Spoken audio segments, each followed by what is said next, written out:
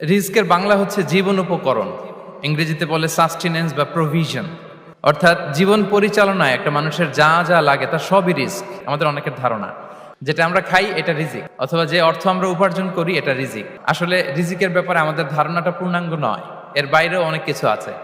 শুধু আমরা যেটা খাই, যেটা উপার্জন করি, শুধু এতটুকুই রিস্ক নয়, এটা অনেক ওয়াইডার সেন্সে আমাদেরকে চিন্তা করতে হবে। আমরা আমাদের পুরো জীবন জুড়ে যা পাই, যা খাই, যা অর্জন করি, যেটা লাভে ধন্য হই, সবটাই রিস্ক। আমরা অনেকে যে বুঝি যেটা আমরা খাই, যেটা উপার্জন করি এটা রিস্ক, এটা যে একেবারেই রিস্ক নয় সেটা নয়, তবে এটা আংশিক সত্য, এটাও রিস্ক। অর্থ, খাদ্য, জাগতিক সম্পদ এটাও রিস্ক, কিন্তু এটা রিস্কের সর্বনিম্ন স্তর, the lower level of provision, the lower level of risk হচ্ছে এই যে খাদ্য, অর্থ, জাগতিক সম্পদ। রিজিকের সর্বনিম্ন স্তর হচ্ছে এটা। আর রিজিকের সর্বোচ্চ স্তর হচ্ছে ফিটনেস।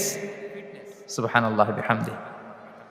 আমরা অনেকে এটাকে নেগলেক্ট করি, গুরুত্ব দেই না, কিন্তু এটাই রিজিকের সর্বোচ্চ স্তর, ফিটনেস। আপনি ফিট থাকা, অর্থাৎ ফিজিক্যাল অ্যান্ড মেন্টাল ফিটনেস।